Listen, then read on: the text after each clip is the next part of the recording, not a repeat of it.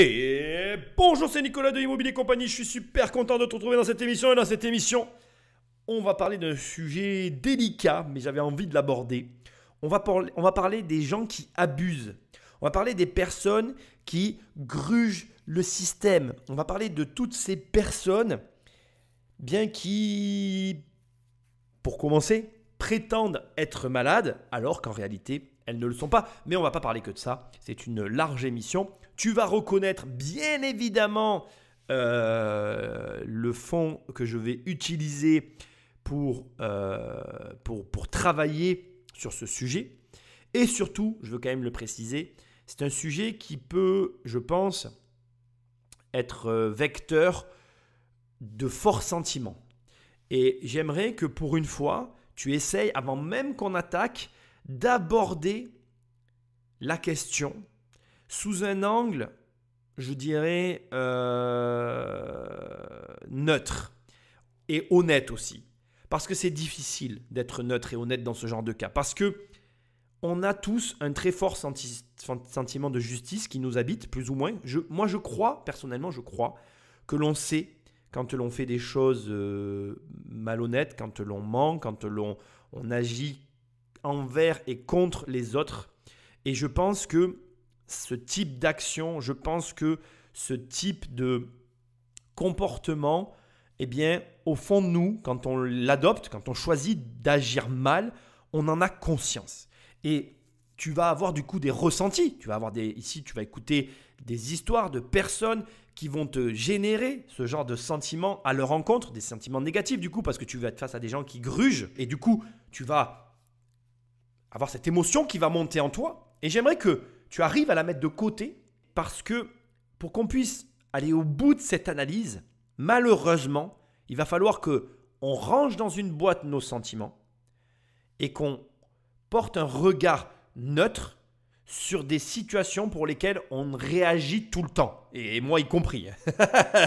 Bon alors, je vais être franc avec toi. Justement, pour des raisons, pour conserver l'authenticité, cette émission, ce podcast n'a pas été travaillé. Il va être plus dans la réaction-analyse que dans l'analyse pure comme j'ai l'habitude de le faire. Pourquoi ? Parce que je pense que justement, ça va être intéressant de voir comment moi-même je vais pouvoir réagir et après, je vais essayer de prendre du recul en direct avec toi. Et donc, cette émission risque d'être en plusieurs parties, mais je l'ignore au stade où je suis en train de l'enregistrer.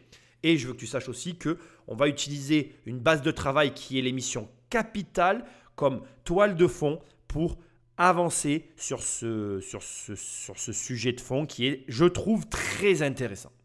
Mais avant, et comme d'habitude, je t'invite à télécharger les 100 premières pages de mon livre « Devenir riche sans argent » sur mon site immobiliercompagnie.com. Donc tu tapes immobiliercompagnie.com. Dans l'onglet « Livres », tu arrives et là, tu vas avoir la possibilité de télécharger les 100 premières pages de « Devenir riche sans argent ». Tu ne veux pas les télécharger, tu es sûr que ce bouquin est exceptionnel et tu as raison. Va directement sur Amazon, la Fnac, tu tapes « Riche ». Je suis en première page, tu cliques et tu reçois le bouquin dans ta boîte aux lettres. Sinon, tu vas toujours sur immobiliercompagnie.com. Dans l'onglet formation, il y a une formation, elle s'appelle 1 million. C'est facile, je t'aide à avoir 1 million d'euros de patrimoine. C'est aussi simple que ça. Alors, à crédit, je ne suis pas un gars qui va te faire un virement. Ça ne va pas se faire en une journée, ça ne va pas se faire en un mois, ça ne va pas se faire en un an. Ça va prendre entre 1 et 10 ans. Ça va dépendre de ta situation. Mais je t'aide à avoir 1 million d'euros. Ça peut aller très vite, comme ça peut être plus long. Ça dépend de ta situation. Et enfin, pour finir, les podcasts, c'est difficile à référencer. J'ai besoin de toi. Si tu aimes ces émissions, laisse-moi des étoiles. J'ai fait tomber mon crayon. Laisse-moi des étoiles et un commentaire. C'est ce qui m'aide le plus. Sinon, tu prends le téléphone d'un ami et tu l'abonnes sauvagement à l'émission. Oui, c'est un peu violent, mais ça crée des liens et surtout, ça m'aide énormément. Sans plus de transition, on attaque. On va voir maintenant ce qui se passe réellement sur le marché du travail en France. Dans certaines entreprises, comme ici près de Saint-Étienne, c'est un rituel du matin pour le patron. Donc là, on est au pôle couverture zinguerie. Compter ses troupes. Bonjour Martial. Bonjour. Est-ce que vous avez des absents ce matin? Non, ils ne sont pas arrivés, mais ils ne sont pas absents normalement. Pour l'instant, ils ne sont pas absents. Bon. Si ce chef d'entreprise scrute les absences, c'est que récemment des salariés lui ont joué de mauvais tours en abusant des arrêts maladie. En 2 clics sur Internet, c'est la fille du patron employé aux ressources humaines qui a découvert le poteau rose. Tu as trouvé le dossier? Bon. Donc ce dossier a trait à un salarié qui était en arrêt maladie depuis plusieurs mois chez nous et que ma fille, sur les réseaux sociaux, a trouvé il faisait du ski avec ses enfants. Un salarié en arrêt maladie qui part en vacances, ça agace ceux qui restent au travail, ses collègues et même ses voisins. Dans ce cas précis, l'ouvrier a été dénoncé par une lettre anonyme. Vous voulez que je vous la lise? Oui, je veux bien. Bonjour, je vous écris afin de vous parler de monsieur. Cet homme est en arrêt depuis longtemps, mais il simule. Il fait que du travail au black, preuve qu'il n'a pas mal. Il part souvent en vacances et là encore mieux, il revient de 15 jours en Algérie. Je pense qu'il faut stopper ça. Il y en a marre des gens qui profitent de la société, faire du black, toucher la CAF et en plus les indemnités de la Sécu. Ça suffit. Merci de faire le nécessaire. Il ne faut pas que ça dure. Les arrêts successifs de ce salarié ont tout de même duré 18 mois avant qu'il ne soit licencié par ce chef d'entreprise. Carrément incité à le faire par les collègues du fraudeur. Il narguait tous ses collègues de travail. Et si nous, responsables de l'entreprise, on ne fait rien, ben nos salariés nous disent « mais enfin vous cautionnez ça, on vous montre les choses et vous faites rien ».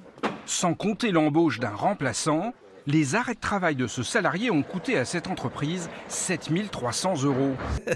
Je rigole parce que c'est la lettre qui me fait rire. C'est le corbeau.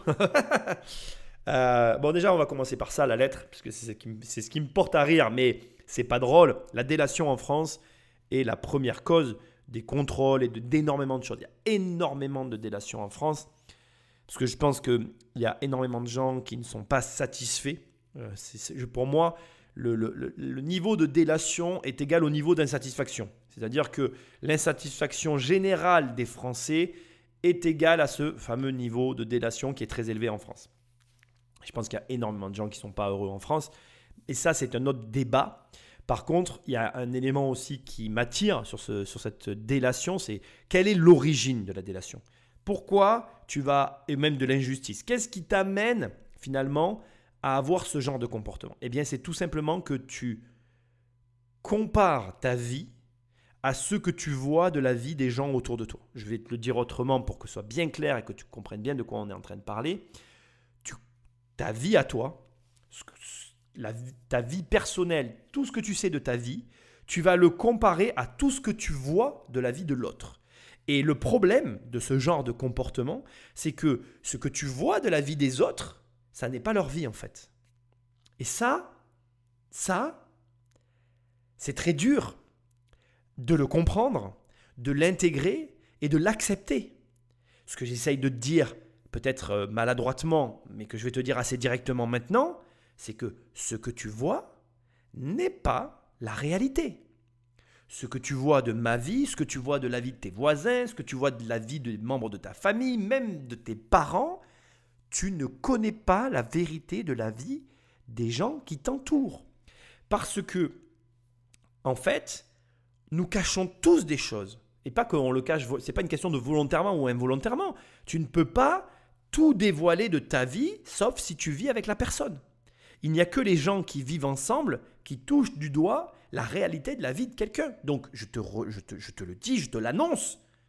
Si demain, tu as une opinion sur la vie que mène ton voisin, l'opinion que tu as est fausse. Et elle est forcément fausse parce que ce que tu vois n'est pas la vie de ton voisin, de ton collègue de travail, de ton frère, de ta sœur. Tant que tu ne vis pas avec les gens, tu ne connais pas la vérité. Et c'est très dur en fait. Par exemple, est-ce que tu avais ne serait-ce que conscience que quelqu'un comme ça qui abuse de sa société l'entreprise a perdu plus de 7 300 €. 7 300 €, c'est pareil, ce n'est que le montant estimé de la perte.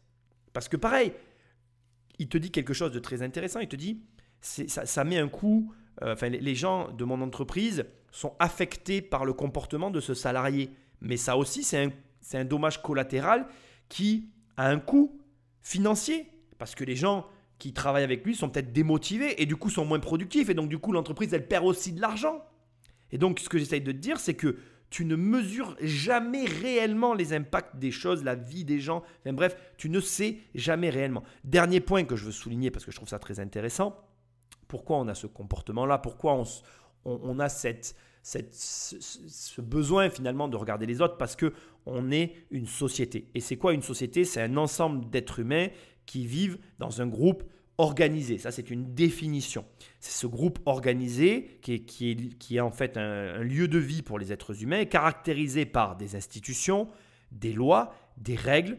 Et ça génère quoi? Pourquoi il y a des lois, des règles et des institutions? Bien, tout simplement parce qu'il peut y avoir entre les individus d'une même société des conflits d'intérêts, des heurts, des aléas, des événements, enfin bref, tous ces petits trucs qui font la vie que nous menons tout un chacun. Et en fait, comme on a ce besoin de vie en société et que finalement nous contribuons tous d'une façon ou d'une autre, même si on n'est pas d'accord, on contribue, on vit assez mal le fait que quelqu'un autour de nous puisse ne pas contribuer de façon correcte, cohérente, égale avec la société.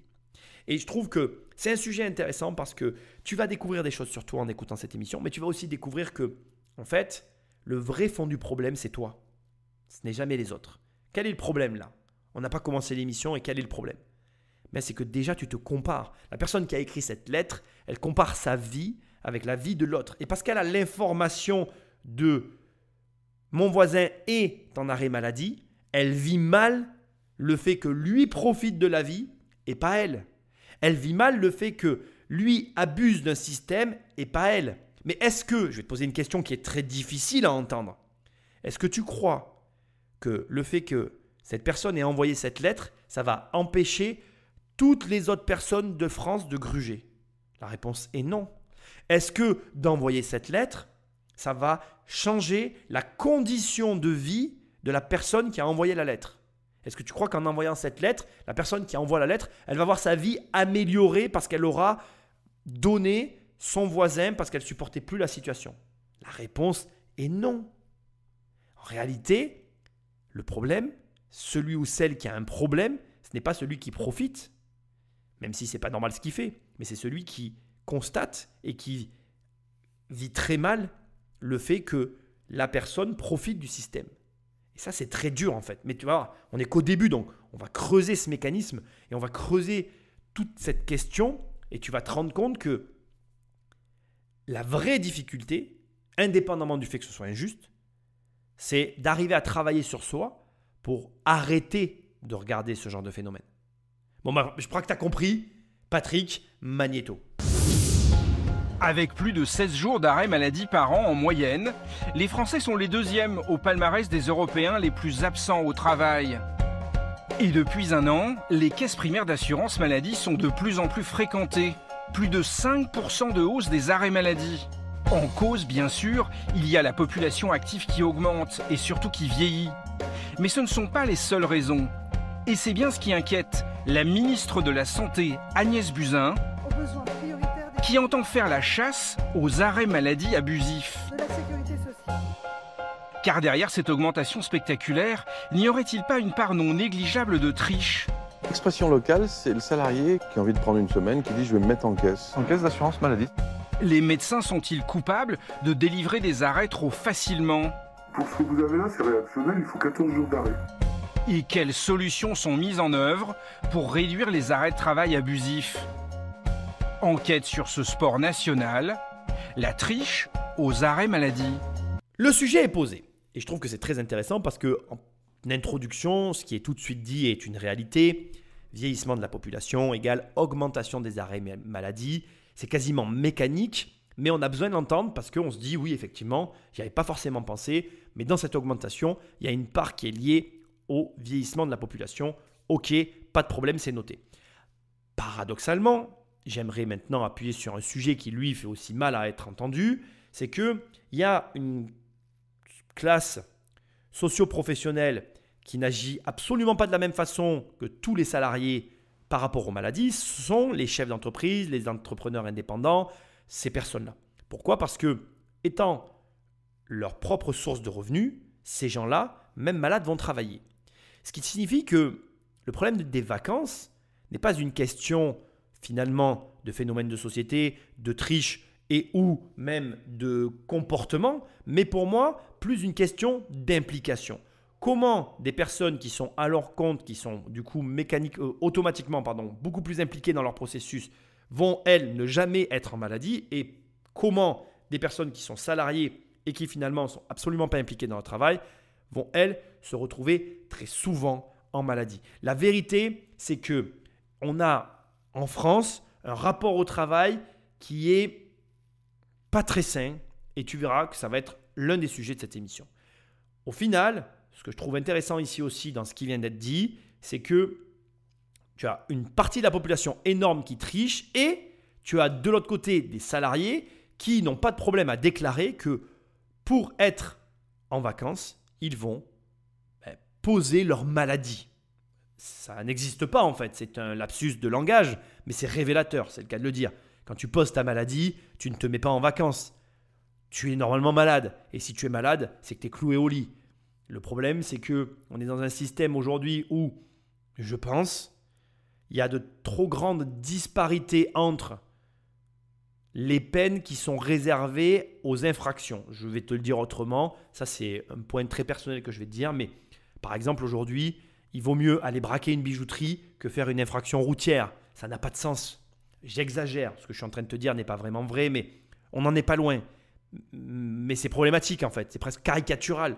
Tu as envie de dire, mais comment on a pu arriver à ce point-là dans ce pays où finalement, c'est plus grave de faire des infractions sur la route, certaines infractions, que d'aller braquer une bijouterie. Ou plutôt, je vais te prendre un autre exemple qui est encore plus hallucinant, mais par exemple, à l'inverse, un conducteur qui n'a pas le permis, pas de papier, qui a volé une voiture, il risque moins que quelqu'un qui a un permis et des papiers. Pourquoi ? Alors que nous tous, au niveau de la société, on est d'accord pour dire que le plus délinquant de tous, c'est celui qui conduit sans papier, avec une voiture volée. Celui-là, il devrait recourir une peine maximale.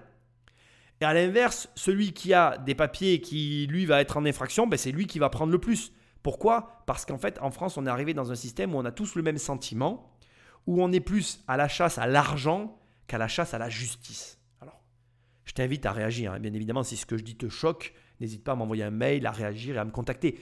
Mais on en est là. Et on en est là, pourquoi ? Parce qu'il y a des gens qui se disent, bon, après tout, ça n'est qu'un arrêt de travail. Je ne fais rien de mal à personne. Je prends des vacances en faisant croire que je suis en maladie.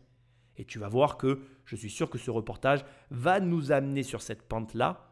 Et malheureusement, il va falloir qu'on en parle. Sujet délicat, sujet difficile, mais sujet intéressant. S'il est rare que des salariés avouent tricher, il y a un cas au moins où certains semblent se servir de leur arrêt maladie comme d'une arme, quand ils sont en conflit avec leur employeur. Lors d'un reportage précédent, l'été dernier dans l'ouest de la France, nous avions filmé un jeune homme qui travaillait dans un supermarché, au rayon fruits et légumes. Le voici, quelques jours avant un arrêt de travail de 8 semaines, obtenu le 18 juillet. Nous avons pu le joindre au téléphone. Il ne nous a pas caché qu'à l'époque, ça ne se passait pas bien avec ses chefs. Hasard ou coïncidence, ce jeune homme est allé voir son médecin et s'est vu délivrer un arrêt maladie. Il souffrait selon lui d'une hernie discale.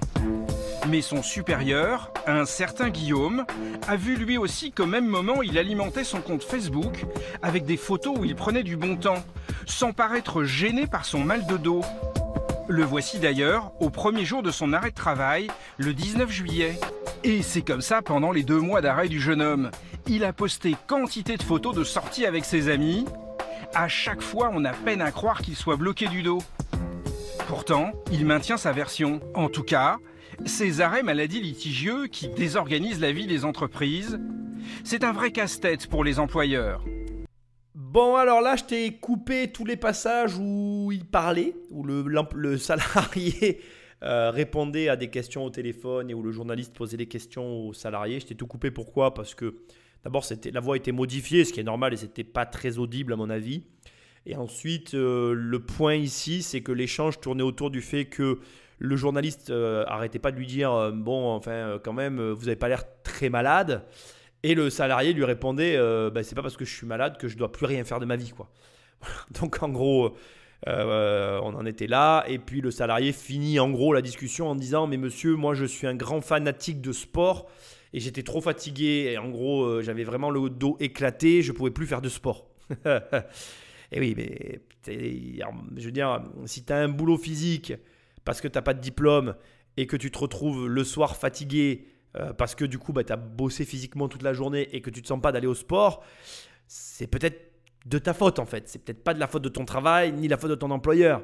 Et peut-être aussi que si tu as envie de réaliser tes rêves, il faut aussi te donner les moyens de les réaliser et pas juste chercher un boulot pour payer tes factures.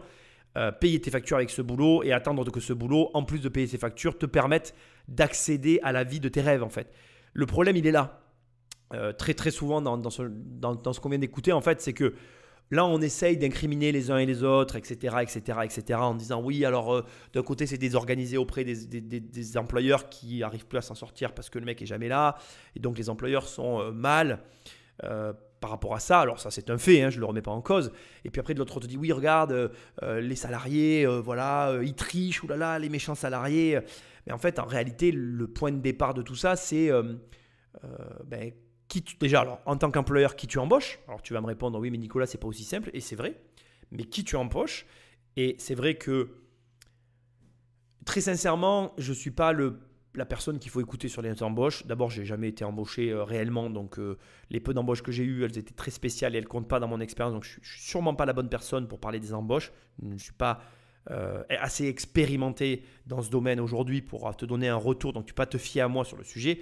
Mais le sentiment premièrement que j'ai et ce qui me vient tout de suite, c'est que par rapport à ma maigre expérience, parce que j'ai quand même pris des prestataires, choisi des gens avec qui je travaillais et j'ai fait des erreurs, la première chose qui me vient, c'est que toutes les erreurs que j'ai pu faire, elles étaient visibles. Je m'explique, c'est que là, je parle du côté employeur, mais après coup, quand les gens me faisaient des retours en me disant « oui, mais tu aurais dû voir que nanana », effectivement, c'était visible. C'est-à-dire que j'aurais dû le voir, mais je ne l'ai pas vu. Point. Il n'y a pas de débat, il n'y a pas de grande discussion à avoir. C'était des choses qui étaient visibles, mais il y avait des éléments qui s'opposaient à… En gros, je vais pas parler par énigme, je vais te parler clairement. Imaginons que j'ai besoin d'un programmeur informatique. On va prendre cet exemple. Donc, je reçois des gens pour embaucher un programmeur informatique. Et dans le panel de gens que je reçois, il y a plusieurs profils. On va dire que je reçois des gens faiblement expérimentés, qui n'ont pas d'expérience. Je reçois des gens qui ont moyennement de l'expérience et je reçois des gens qui sont très expérimentés. Mon projet nécessite quelqu'un de très expérimenté, sauf que j'ai très peu de gens qui sont très expérimentés et qui me conviennent. Mais je vais quand même choisir ce profil parce que c'est ce qui me rassure. Du coup, je choisis la personne pour la compétence dont j'ai besoin, mais pas pour ce qu'elle est. Et après coup, quand je la licencie, eh bien en fait, au final, j'ai choisi une compétence et non un profil. Et du coup, j'ai récolté ce que j'ai sommé, c'est-à-dire que j'ai eu un profil qui ne me correspondait pas. Et en réalité, ce que j'essaye de te dire, c'est que très souvent, en tant qu'employeur, on a tendance à favoriser un élément d'un candidat par rapport à un autre, très souvent, malheureusement, pas pour les bonnes raisons, et on récolte ce qu'on a semé. Donc, ce que j'essaye de te dire, c'est que déjà, pour la partie employeur, la faute nous incombe. Et maintenant, pour la partie employé, c'est ni plus ni moins ce que j'ai dit au début, en ouverture et en réaction de tout ce qu'on vient d'entendre. Mais les employés, moi j'ai été du côté de je veux un emploi et j'ai besoin d'être salarié. C'est pareil, les employés, ils rêvent en fait. Ils rêvent parce qu'ils veulent tout et qu'on n'a jamais tout en fait. On ne peut pas avoir un boulot alimentaire, pas de diplôme, un salaire qui nous convient, du temps libre, être en forme. Non, ce n'est pas vrai en fait. Sinon, soit tu te mets employeur et tu vas voir que de l'autre côté, ce n'est pas funny tous les jours. Ou alors, tu as un diplôme et un travail qui te permet de le faire. Mais tu n'auras jamais tout ce que tu veux en même temps. Et tu vas y arriver, mais il va te falloir un peu de temps pour le mettre en place.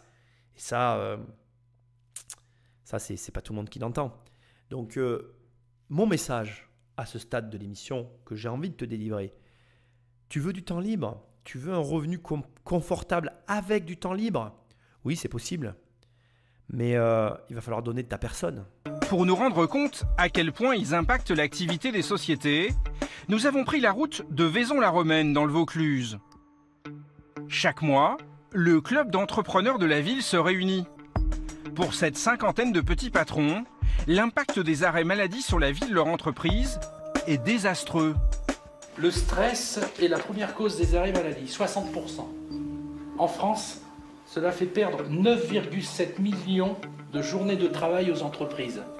Les patrons perdent des journées de travail, autrement dit de l'argent.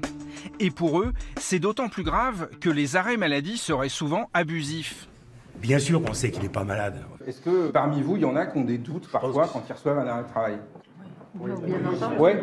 Les arrêts de complaisance, il y en a beaucoup. Ils correspondent souvent d'ailleurs à des après-week-ends, par exemple, ou à des refus de chefs de service d'octroyer telle ou telle autorisation d'absence ou de congé. Ça touche de la même manière l'entreprise de plus de 100 salariés et la toute petite PME. Ben oui, parce qu'on a un employé et aujourd'hui il est en arrêt maladie. C'est vrai? Parce qu'il n'a pas accepté qu'on fasse des reproches. Qu'on lui fasse des reproches. On fasse des reproches, donc du coup il a mis un arrêt maladie. Comment vous faites Je travaille à sa place, donc double. À les entendre, c'est un jeu d'enfant pour leurs salariés de décrocher un arrêt maladie. Votre médecin, en général, il vous dit pas, bon, bah là, je vais te mettre 3 jours. Il dit combien de jours tu veux.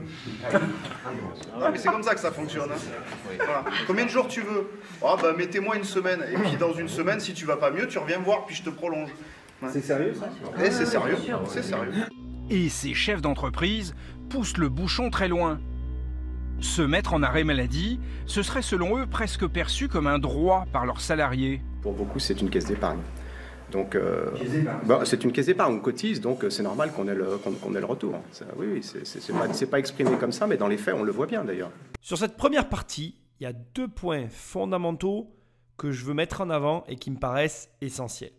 Je vais les prendre en ordre pour que ce soit plus simple pour toi. En premier, je vais te parler de justement le rapport entre les patrons et est-ce que oui ou non il y a un problème avec l'arrêt maladie en soi. Et en deuxième partie, je vais te parler de ce qui vient d'être dit en clôture, c'est-à-dire on cotise, c'est une caisse d'épargne, c'est un droit. Alors sur le premier point, c'est en gros ce que j'ai à te dire et la chose suivante, c'est tout simple, c'est que le problème pour moi n'est absolument pas l'arrêt maladie en lui-même. On a tendance à faire un amalgame avec les éléments, mais tu vas très vite découvrir, comme en immobilier, comme dans tous les domaines de la vie, que ton travail à toi, c'est d'être perspicace. Ça n'est pas d'avoir un avis sur les éléments, ça n'est pas de juger les uns et les autres. Non, tu vas juste devoir être perspicace. Le problème ici n'est en soi pas l'arrêt maladie en lui-même. Le problème, c'est le lien qui est mis en place entre d'un côté les entreprises et de l'autre les salariés. Ce que je veux te dire, c'est que pour moi, en fait, notre principal problème en France, c'est que quand on a une société et qu'on signe un contrat avec un salarié, c'est très compliqué de s'en défaire. Le problème, c'est le CDI en fait. Parce que la vérité, c'est que cette histoire de CDI, pour moi, elle n'a aucun sens, c'est mon avis personnel, dans le sens où, si tu veux, justement, parce qu'on est très liés, les salariés savent qu'ils n'ont rien à perdre. Donc là, on te dit, oui, l'arrêt maladie me crée des problèmes, mais ce n'est pas l'arrêt maladie qui crée des problèmes. C'est le fait que les patrons savent que le licenciement est complexe. Alors, je vais aussi lever un voile sur ce sujet-là. Les licenciements ne sont pas en soi complexes.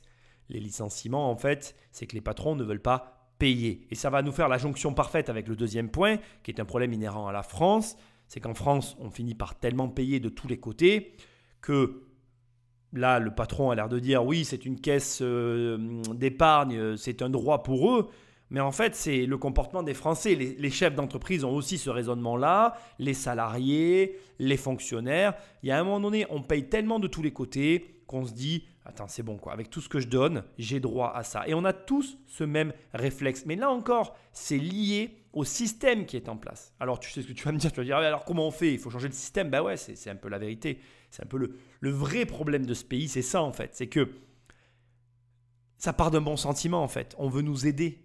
Mais on voit bien que trop d'aide ne conduit pas aux résultats recherchés. C'est-à-dire que, tout à l'heure je te disais c'est quoi? On est des humains qui vivons en société dans le but de vivre communément et d'avancer dans une direction.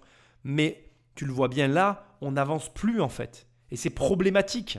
C'est réellement problématique. En tout cas moi, ça me pose un problème. Et donc, tu dois être perspicace. Tu dois être perspicace sur la réalité qui te lie aux choses. Et là, le problème, ce n'est pas réellement l'arrêt maladie en soi. C'est le lien fort qui est mis en place en France entre les salariés et les entreprises qui font qu'il n'y a pas de décisions radicales qui sont prises. Si demain, toutes les sociétés disaient au 3e arrêt maladie abusif, tu es licencié, et tu l'annonces, les choses sont claires. Mais j'ai une question à te poser si tu es chef d'entreprise. Est-ce que tu l'as déjà fait? Est-ce que tu as pris tes salariés en leur disant « Moi, les arrêts maladie, je ne comprends pas. Et si tu te mets en maladie, tu as intérêt d'être malade parce que si tu n'es pas malade et que je le sais, tu vas être viré. Point. Il n'y aura pas de discussion, il n'y aura pas de tarif, je ne te ferai pas de cadeau, je te licencierai dans la seconde. Et je te souhaite que ça t'arrive pour que tu puisses raconter l'histoire à tes salariés. » Et là, je m'adresse au chef d'entreprise. Et de la même façon, je vais adresser le même message aux salariés. Tout à l'heure, on a un salarié qui n'était pas bien dans sa boîte et qui posait des arrêts maladie parce qu'il était mal dans sa boîte. Et dans ce pays, moi, je parle avec des salariés comme je parle avec des chefs d'entreprise et je me rends compte qu'aujourd'hui, il y a une chose qui a disparu chez les salariés, chez les gens en général, c'est le courage. Il n'y a plus de courage dans ce monde. Moi, quand j'étais, je ne l'ai pas vraiment été, mais quand j'étais sur le marché du travail et que j'ai eu besoin de salaire, etc., et que je me suis fait embaucher, dans ma tête, c'était limpide. Si ça me saoulait, je posais ma dème en fait. Et j'ai toujours posé ma démission. Combien il y a de personnes autour de toi, si tu es salarié, que tu connais qui ont posé leur démission? Il n'y en a plus aujourd'hui. Parce que les gens, ils n'ont pas le courage de faire. Ils ne veulent pas une démission, ils veulent une rupture conventionnelle. Mais ça, ce n'est pas la vie, ça. Ça, c'est pas ça la vie. Et tu vas me dire, ah oui, mais comment je fais pour payer mes factures? Mais mec, mais retourne chez tes parents. Assume un peu. En fait, ça part de là, en fait. Les gens n'assument plus rien. Ils ne sont même pas foutus de poser leur démission. Nos parents posaient leur démission. Nos parents, ils assumaient. Mais toi, tu n'assumes rien. Réfléchis à ça. Mais au-delà des excès de certains salariés, ce qui exaspère par-dessus tous ces patrons, c'est l'absence de contrôle par la sécurité sociale. C'est ce qui ressort très nettement d'un questionnaire que nous leur avions fait parvenir quelques jours plus tôt. 100% d'entre eux aimeraient qu'un contrôle soit régulièrement appliqué sur leurs salariés en arrêt maladie. Vous avez quand même presque tous dit qu'il faudrait plus de contrôle quand même. Vous avez tous répondu que ça serait quand même légitime qu'il y ait plus de contrôle. Nous, on est contrôle en permanence dans notre entreprise, ça serait normal que ce qui est à côté soit contrôlé. Oui, il faut plus de contrôle pour enlever le doute qu'on peut avoir sur les arrêts de travail, enlever le doute sur les abus. Oui, il faut du contrôle. Le contrôle régulier par les caisses, selon eux, cela permettrait aussi d'éviter que certains salariés profitent de leur arrêt maladie pour travailler ailleurs. J'avais un salarié qui était 15 jours en arrêt maladie et je l'ai vu partir faire les vendanges à ce moment-là. Pendant son arrêt maladie, il était parti faire les vendanges. Donc j'appelle la sécu, je dis voilà, telle personne, le nom, je dis voilà, il est en arrêt chez moi et je le vois, il fait les vendanges à tel endroit. Est-ce que vous pouvez le faire contrôler? Non, madame, on ne peut pas le faire contrôler, on n'a pas de contrôleur. Sérieusement? Ah oui, oui, sérieux. Attention, je vais m'engager sur un terrain glissant. Ce que je m'apprête à te révéler peut peut-être être difficile pour toi. Donc, je préfère t'alerter sur la nécessité que tu te mettes dans une position neutre pour au moins écouter l'idée. Après, tu peux ne pas être d'accord, tu as tout à fait le droit. Mais il faudrait au moins que tu essaye d'entendre ce que j'ai à dire. Alors, écoute bien, c'est très intéressant ce qu'on vient d'écouter parce qu'on est vraiment là dans le problème. Déjà, tu as un chef d'entreprise qui a parlé, qui a dit « Nous, en entreprise, on est énormément contrôlés. Ça serait normal que les salariés, eux aussi, aient le même contrôle. » La vérité, c'est que si tu es un petit peu logique une seconde, tu dois reconnaître que le mode de contrôle qui est mis en place, il est mis en place par rapport au vecteur générateur de richesse. Donc, je m'explique. Le chef d'entreprise est la personne qui capte la valeur et qui la répartit ensuite entre les diverses entités avec lesquelles il travaille. Si demain, tu dois effectuer une vérification sur une canalisation, la logique veut que tu commenceras toujours par commencer la vérification par le point d'entrée. C'est comme ça que ça marche, hein, c'est réel ce que je suis en train de te dire. Si demain, on va sur une fuite, si demain on arrive dans ta maison, je vais te parler d'immobilier, c'est ce que je connais le mieux. Si j'arrive sur une baraque d'un de mes locataires et qui me dit « Monsieur Popovic, on a une fuite », le premier truc que je vais faire, c'est couper l'arrivée générale. L'arrivée générale, c'est quoi? C'est le chef d'entreprise en fait. Donc là, on a une première personne qui nous dit Moi, je suis beaucoup contrôlé. Je veux que les salariés soient contrôlés au même niveau que moi. C'est impossible en fait. Pourquoi? Parce que l'arrivée générale de l'argent, c'est l'entreprise. Donc, facilité oblige. L'organisme contrôlant va venir vérifier d'abord l'entreprise. Après, tu peux avoir tous les avis que tu veux sur le sujet. On parle juste d'actions pratiques en vue d'obtenir un résultat. Ok? Deuxième point maintenant qui va tendre à te faire réagir, c'est que, en fait, la méritocratie est une croyance. J'ai marqué un temps d'arrêt parce que je voudrais vraiment le tourner de la façon la plus claire possible pour qu'il n'y ait pas d'ambiguïté sur la discussion que nous sommes en train d'avoir. Si tu penses que le monde est juste, tu crois que le monde est juste, mais ça ne veut pas dire que le monde est juste. En fait, la notion de justice, c'est une croyance. Même plus que ça, c'est une hypothèse. C'est même un biais cognitif, si tu veux connaître jusque-là. Et ce qui est intéressant, c'est que, en fait, le monde, il est absolument pas juste. C'est juste que nous, on a tendance à croire qu'il l'est. Et là, on est face à quoi? À une situation où on a une personne qui a un employé, ça c'est la deuxième partie de ce qu'on vient d'entendre, on a une personne qui a un employé qui est en maladie et qu'elle voit travailler dans un champ. Ok? Ça, c'est les faits qu'on vient de nous relater. Si on prend les faits, ça n'est pas juste. La personne profite d'un système pour augmenter ses revenus. D'accord? C'est absolument pas juste. Si on prend du point de vue scandaleux, qu'est-ce qui scandalise le chef d'entreprise? Le chef d'entreprise se fait chier à travailler légalement et il gagne moins d'argent que son salarié. Je suis désolé, c'est choquant, mais c'est la vérité. Là, le salarié, il cumule un revenu de la caisse d'allocation maladie plus un revenu au black des vendanges. Il y a 100% de chances qu'il gagne plus d'argent que son employeur. C'est assez fou en fait. C'est la vérité. Est-ce que c'est juste?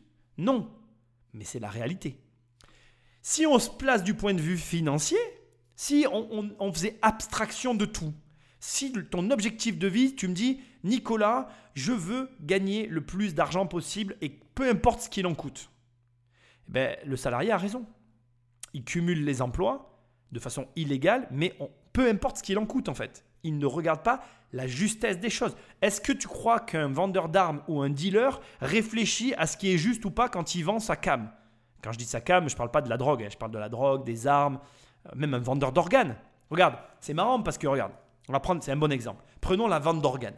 Imaginons que demain, ma fille, ton enfant, bref, un de nos enfants ait un problème cardiaque. Et il lui faut un cœur. Absolument, il lui faut un cœur. À quel moment s'arrête la morale pour sauver ton enfant? Où ça commence, où ça finit? Si demain j'arrive avec dans une boîte un cœur et que ça sauve ton enfant, qu'est-ce que tu fais?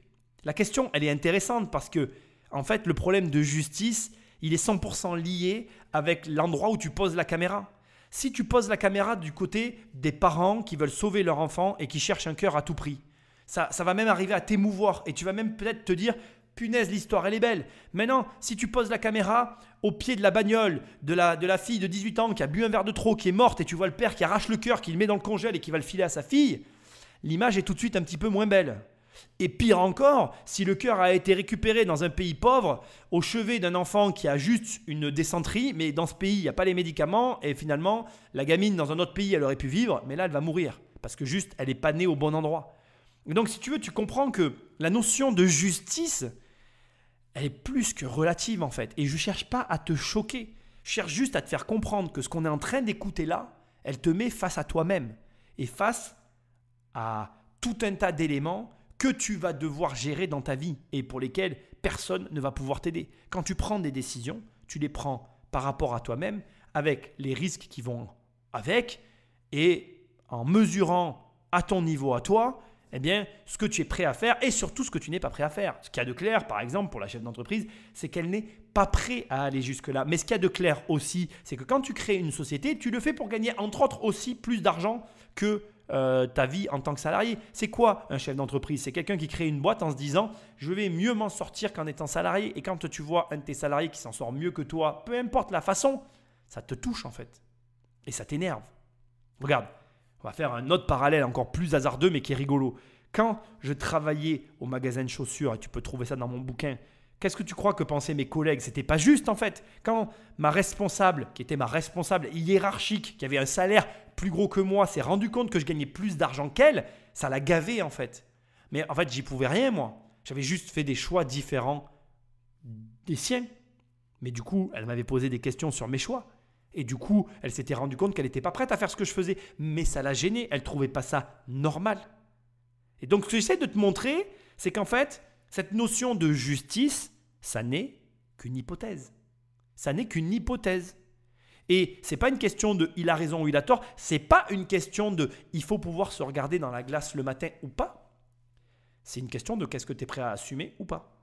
Il est probable que ce garçon qui va dans les champs assume complètement ce qu'il fait, mais parce que peut-être que son employeur lui donne 1000 balles par mois, le SMIC, le strict minimum, qu'elle lui demande l'engagement maximum, que ce gamin, il a peut-être un bac plus 8 et qu'il n'a aucune autre option de travail que celui-là, et que pour lui aussi, en termes d'objectifs de carrière et de ce que la société lui a dit, eh bien finalement, il se sente lésé et que comme solution pour obtenir ce dont il rêve depuis toujours, parce qu'il a tout bien fait, il n'ait trouvé que celle qui consiste à gruger le système. Est-ce que ça fait de lui une mauvaise personne? Non. Est-ce que ça fait de lui quelqu'un qui mérite d'être crucifié sur la place publique et lapidé à coups de pierre parce qu'il fait un truc qui te paraît dégueulasse? Non. Il a été aussi une victime de la société parce que la société, qu'est-ce qu'elle nous dit depuis toujours? Travaille et tu auras en retour à l'échelle de ton effort un revenu décent pour vivre. Mais la réalité, c'est est-ce que la société nous le donne? Non. Regarde aujourd'hui avec le Covid, je crois que c'est la preuve par l'exemple que la société, elle n'est pas plus juste que ça en fait. C'est toi qui crois en la justice ou non. Et c'est toi qui te dis que tel ou tel élément est juste ou pas. C'est comme le détournement d'actifs d'une entreprise. C'est quelque chose d'hyper relatif en fait. Déjà parce que selon dans quel pays tu te trouves, carrément dans certains pays, ça n'existe quasiment pas. Donc là, tu te dis, attends, alors ça veut dire que selon sur quel territoire je suis, en fait, je ne peux pas jouir de mon argent de la même façon, mais par contre, l'argent gagné, selon les pays, c'est pas pareil. Mais au nom de quoi, en fait, on est tous des êtres humains? Et là, tu te rends compte qu'en fait, cette notion de justice, elle est très relative. Je vais finir avec un élément qui me fait toujours rire et que je vis très régulièrement en immobilier, c'est que en immobilier, quand tu regardes le droit de l'urbanisme et que tu regardes ce que sont capables de faire les logements sociaux et ce qui est autorisé auprès de bailleurs privés, tu te rends compte que la justice, ça n'existe pas en fait. Les bailleurs sociaux, ils ont le droit de faire des choses que les bailleurs privés n'auront jamais le droit de faire. Mais alors en fait, c'est quoi la différence entre un bailleur social et un bailleur privé? Il n'y en a pas. Et donc là, tu comprends qu'en fait, on se retrouve dans un système qui n'est pas, je dirais, qui n'est carrément pas bien adapté à la situation actuelle. Parce qu'en plus, aujourd'hui, l'information, elle circule beaucoup plus facilement qu'avant. Et du coup, on est encore plus au courant de ce genre de situation. Et finalité, on est encore plus scandalisé quand on y est confronté. Et comme on y est confronté de plus en plus souvent et qu'on a accès de plus en plus à ces informations-là, on a beaucoup de gens qui sont frustrés. Peut-être que tu l'as mal entendu. Donc je te demande de vraiment réfléchir à ça et de prendre bien en considération que la justice est une hypothèse. Moi, je ne crois pas que tu dois faire des choses illégales. Je crois que tu dois, c'est ce que je crois et c'est le conseil que je vais te donner à ce stade et je vais te le donner maintenant parce que je pense que dans cette émission, il faut que tu aies un conseil maintenant. Et le conseil que je vais te donner, c'est que tu dois créer tes propres règles. Et je crois vraiment à ce que je vais te dire. Je crois que si tu te confrontes ou tu penses qu'une loi est ridicule, idiote ou débile ou enfin j'en sais rien, tu n'es pas d'accord, eh bien il te faut la combattre en fait. Et tu dois créer tes propres règles, les suivre et les appliquer. Moi, j'ai des règles de vie que je respecte. Mais vraiment, comme tu vois, je ne bois pas, je ne fume pas. C'est une règle de vie, je la respecte à la lettre. Je n'ai jamais bu, je n'ai jamais fumé. Je ne compte pas boire jusqu'à la fin. De l'alcool, je parle. Et donc, si tu veux, ces règles de vie, tu dois les appliquer en fait, à toi-même. Et commence à vivre comme un pirate en fait. Sois un pirate. Et je crois que si tu es un pirate, si tu es un vrai pirate, donc c'est pas le principe, on ne dit pas pirate pour faire cela jouer cool et être hors la loi. Non, non. Un pirate, au-delà du terme pirate qui fait un peu cool, c'est plutôt soit un pirate en mode j'ai mes propres règles, j'ai mon propre code de l'honneur. Allez, ça aura plus une connotation, on va changer de mot. Pirate, ça a une connotation. Soit un samouraï. Les samouraïs, ils ont leur propre code. Et il y a une connotation honorifique derrière le mot samouraï. Eh bien, je te le dis aujourd'hui, et après cette émission, je veux que tu deviennes un samouraï en fait. Respecte les règles que tu te fixes et pas forcément toutes les règles de la société. Bien évidemment qu'il faut suivre les règles de la société, mais il faut aussi, avant tout, suivre ses propres règles. Excuse-moi, je suis un peu fatigué, mais c'est pas grave, tu as compris l'idée. On continue. Pour tous ces entrepreneurs, l'action de l'assurance maladie contre les arrêts abusifs reste bien mystérieuse. Et pour nous aussi. Malheureusement, la Caisse nationale d'assurance maladie n'a pas joué la transparence avec nous. Aucun reportage possible sur ce sujet. La Sécu aurait-elle quelque chose à se reprocher? C'est ce qu'on peut penser à la lecture des rapports de la Cour des comptes, selon laquelle les arrêts de moins de 45 jours, qui représentent 80% des arrêts maladie, ne sont que très marginalement contrôlés. Et les arrêts de plus de 45 jours le sont dans une proportion très minoritaire, seulement 30%. La Cour des comptes estime que c'est anormal que ces arrêts de travail ne fassent pas l'objet de contrôles plus importants. Très rapidement, je ne vais pas intervenir longtemps sur ce passage, je veux juste te dire que là, tu découvres un fait. Et que si tu veux te lancer à ton compte, ce fait, tu dois l'intégrer. Et je m'explique, parce que c'est quand même important. À mon sens, effectivement, quand tu es chef d'entreprise, entre autres, tu vas devoir faire face à ce genre de problématiques. Et tu vas voir que, c'est ce qu'on va découvrir maintenant, il y a toujours des solutions. Tout à l'heure, je te disais, est-ce que tu penses à dire à tes employés que s'ils ratent trop souvent, tu vas les virer? La réponse, c'est toi qui dois la donner, je ne peux pas la donner à ta place. De la même façon, tu dois savoir qu'il n'y a pas de bon et de mauvais côté. À chacun ses problèmes. Effectivement, tu pourrais te dire, ça ne me donne pas envie d'être patron que de gérer ce genre de problématique-là. C'est sûr, je pourrais l'entendre. De la même façon, dis-toi qu'en tant que salarié, tu vas devoir gérer de plus en plus avec des licenciements et des changements de travail durant ta vie. En définitive, moi, ce que j'essaye de te dire, c'est que peu importe ce que tu choisis de faire, dans tous les cas, tu sais que tu auras des problèmes. Et la vérité, c'est que tu dois choisir la position que tu vas avoir dans la société, non pas en fonction de ce qui te semble le plus juste, non pas en fonction de ce que tu crois, non pas en fonction… Non, bref, je ne vais pas te passer une liste non exhaustive. Choisis en fonction des problèmes, choisis ta position dans la société, choisis ce que tu veux faire en fonction des problèmes que tu vas avoir en retour. Et tu me remercieras. C'est tout bête, mais je voulais que tu l'aies en tête. Alors, est-ce que malgré les défaillances de la sécurité sociale, les entreprises ont tout de même une parade contre les fraudeurs? Retour dans l'entreprise de plomberie et de couverture près de Saint-Étienne. Le patron, Jean-François Basson, n'arrive jamais à réunir l'intégralité de sa centaine de salariés. Sur une année, si on fait une moyenne, on a 3 ou 4 absents. Tous les jours? Ah oui, bien sûr. Oui, en moyenne. Oui. Ouais. L'effectif complet, jamais. On ne pourrait pas faire une photo de l'ensemble des salariés de l'entreprise. C'est pas possible. Pourquoi? Il y a toujours des absents. Un taux d'absentéisme moyen de 5%, c'est moitié plus que la moyenne du secteur du bâtiment. De quoi énerver Jean-François Basson, car pour son entreprise, ça fait des coûts supplémentaires. Dans ce secteur d'activité, jusqu'au 45e jour de maladie, le salarié a droit à 100% de son salaire sous forme d'indemnité journalière, versée à moitié par la sécurité sociale et par l'employeur. À partir du 46e jour, le salarié touche encore 65% de son salaire, soit 50% versé par la Sécu et 15% par l'entreprise. Enfin, à partir du 91e jour, le salarié ne perçoit plus que l'indemnité de la sécurité sociale, soit 50% de son revenu.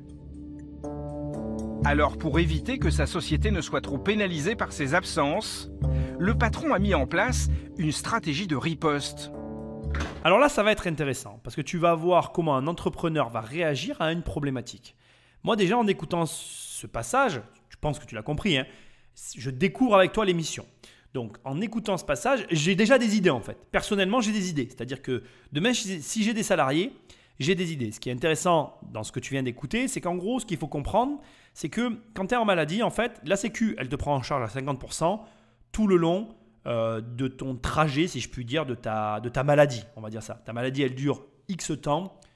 Sur le temps, en gros, la Sécu, elle est toujours à tes côtés. Et à l'inverse, à l'opposé, l'entreprise vient compléter. Donc, comme tu l'as compris, 100%, puis 15%, puis ça se réduit jusqu'à disparaître. Et la société, à un moment donné, sort de l'équation. Donc, je trouve très intéressant ce système parce que dès l'instant qu'il y a un système, et c'est ce que je veux que tu comprennes, je ne vais pas te donner les idées que j'ai, parce que ça ne te regarde pas, mais ce qui te regarde à toi, c'est que dès l'instant qu'il y a un système que tu comprends, tu peux mettre en place des mesures pour venir essayer soit d'en tirer parti, soit de corriger le tir, en tout cas de venir agir pour modifier la trajectoire. Alors déjà, c'est hyper important. Dans la vie, il n'y a pas de situation inextricable. Ça n'existe pas. Il y a toujours un problème. Tu as des données à un problème. Voilà, tu as un problème qui t'est énoncé. Voilà, tu le regardes dans son ensemble. Tu dois comprendre les enjeux, les points sur lesquels tu peux appuyer, les points sur lesquels tu ne peux pas appuyer. Et quand tu as tous ces éléments en main, tu prends des décisions. Et quand tu as pris ces décisions, tu avances dans la direction que tu t'es fixée. Et donc, c'est hyper important de comprendre que ici, on a une problématique. Moi, je ne connaissais pas réellement le fonctionnement de tout ça. Et une fois que tu l'as, eh bien, le fonctionnement, à toi de mettre en place des contre-mesures pour venir infléchir la tendance qui se profile devant toi. C'est tout à fait réalisable et il n'est pas question forcément que d'argent dans ce genre de processus. On va voir ce qu'ils vont faire, mais je voulais que tu l'aies en tête. Donc toujours rappelle-toi, il n'y a pas de problème. En fait, tant que tu n'es pas mort, il n'y a pas de problème. C'est ça que tu dois garder en tête. Et même si tu es chef d'entreprise et que tu as beaucoup d'absentéisme, tu peux là aussi agir pour inverser la tendance. Et c'est important de l'avoir en tête. On va regarder un petit peu les absents, vous savez, en maladie, parce que hier, vous m'avez dit qu'il y en avait 4. Avec son DRH, il passe au peigne fin les arrêts de travail en cours. Et il y a combien de temps qu'il est absent? Il est absent depuis mi-janvier. Ah, dites donc, mi-janvier, mais ça fait 1 mois et demi? Oui. Il faut qu'on lui fasse faire un contrôle par Medica Partner. D'accord. Vous pouvez les appeler? Lorsqu'il a un doute sur un salarié, et notamment lorsque les arrêts de travail s'enchaînent, il fait désormais appel à une société de contrôle médical. Bonjour, monsieur Blond et la société Super. Je vous appelais pour déclencher un contrôle d'un salarié. Cet appel aboutit ici. Rien à voir avec la sécurité sociale, c'est une entreprise privée. Mais elle a pour mission tout à fait légale de vérifier le bien fondé des arrêts de travail pour les sociétés qui lui en font la demande. Comme justement l'entreprise Super. Cette entreprise stéphanoise existe depuis plus de 30 ans. Sa créatrice, Michel Laporte, vient juste de passer le flambeau à sa fille, Caroline Noailly. Leur business, vendre des contrôles médicaux aux sociétés. Elle les facture entre 100 et 140 € l'unité, mais au final, selon elle, cela ferait faire de grosses économies aux employeurs. Ce qui coûte cher aujourd'hui dans l'entreprise, c'est l'absentéisme, c'est pas le contrôle. Si nous, on arrive à faire baisser d'1 point l'absentéisme d'une entreprise, on fait baisser de 1% de la masse salariale les frais générés. C'est super intéressant. Donc là, tu découvres qu'en fait, on a une société, Super, qui est une société de 100 salariés de plomberie, qui a donc à peu près dans la moyenne 5% d'absentéisme par an. Donc effectivement, 5% par an, ça fait entre 6 et 3 salariés qui sont en permanence absents dans l'entreprise sur la globalité de l'année.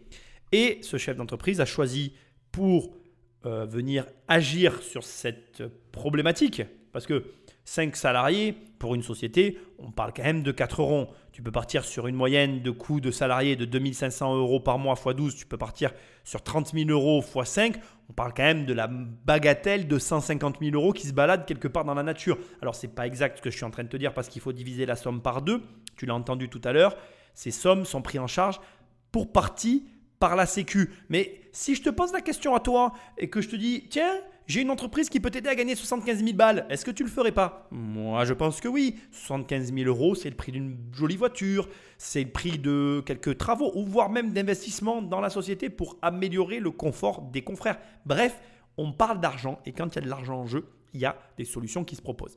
Donc, il y a une entreprise privée qui s'est constituée et qui fait du contrôle salarial en lieu et place de la Sécu, puisque la Sécu fait mal son boulot. Et je trouve ça génial parce que là encore, tu vois que des opportunités entrepreneuriales, il y en a partout, au point où, tu vas le voir dans un instant, mais cette société a été pionnière et a été la première sur le secteur et elle est rentable et donc du coup, elle s'est générée des concurrents. Mais ça, c'est un autre problème.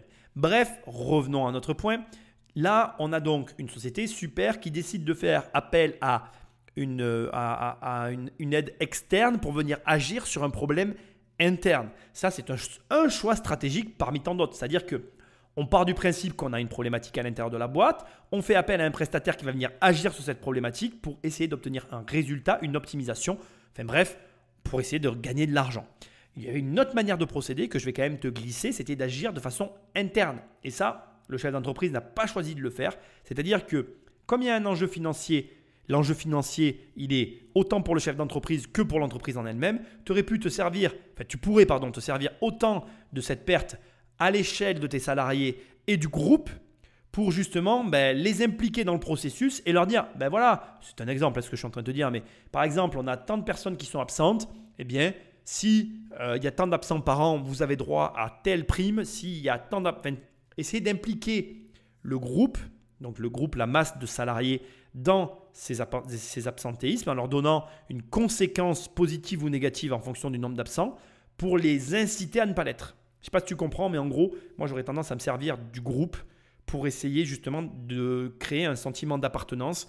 Et en gros, tu as le droit d'être malade. Moi, je ne remets pas en cause le fait que tu sois malade, mais tu fraudes pas, tu n'abuses pas. Parce que si tu abuses, tu impactes le groupe. Et si tu impactes le groupe, tu vas avoir un mauvais retour de bâton. Bref, tu as compris l'idée. Et je veux que tu vois qu'il y a mille et une façons de traiter les problèmes. Ce que toi, tu dois comprendre, c'est que tu ne dois pas rester bloqué. Tu dois toujours réfléchir. Et donc, pour ça, comprendre les mécanismes qui sont en jeu pour trouver les solutions. Partout en France, tous les jours, des salariés en arrêt maladie reçoivent donc la visite surprise de contrôleurs, comme Stéphane Desmet, un médecin généraliste, payé pour ses extras une 50aine d'euros par patient.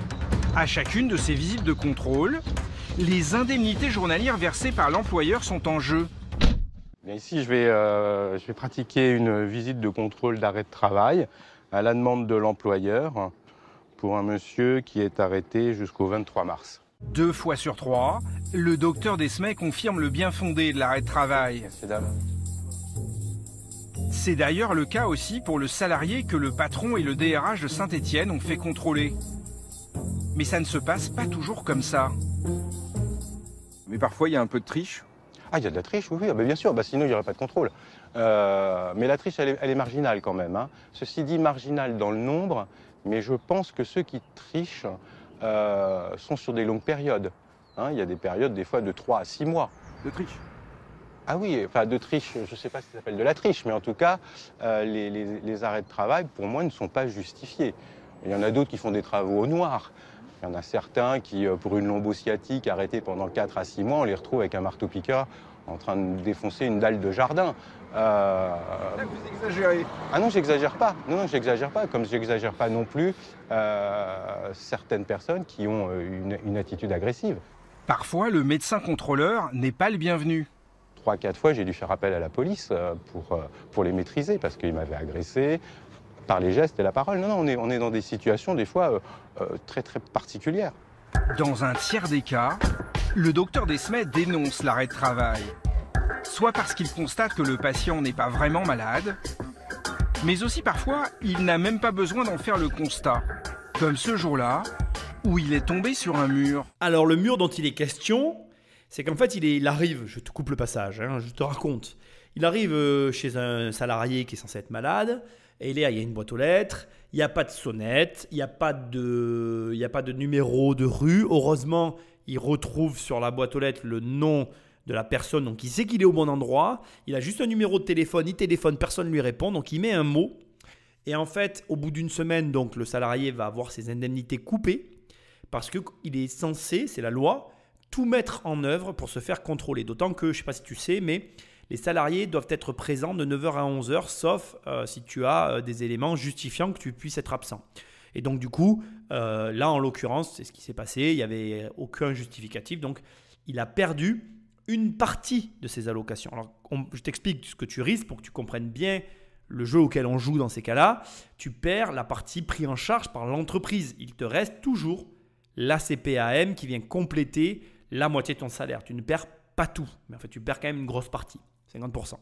Donc, du coup, ce que tu vois, moi, ce qui m'interpelle, c'est quand il te dit que, en gros, là où on trouve le plus de triche, c'est sur les longues durées. Ce qui veut dire que, en gros, la plupart du temps, les gens qui sont malades et qui sont contrôlés et qui sont malades depuis pas longtemps le sont réellement. Mais dès que on envoie des contrôles sur des maladies longue durée, là, on se rend compte qu'il y a fraude. Question que j'ai envie de te poser, pourquoi n'accentuons-nous pas les contrôles sur ces, justement, malades de longue durée? Alors, peut-être que depuis le reportage, ça a été fait, mais intéressant quand même de se poser la question. Et surtout, il reste une question en suspens lancinante depuis ce début de reportage, c'est qu'il y a quand même un protagoniste de toute cette histoire qui, je pense, joue un rôle prépondérant dans la situation que nous sommes en train de vivre et qui a pour l'instant à aucun moment été cité, c'est les médecins qui signent ces arrêts de travail.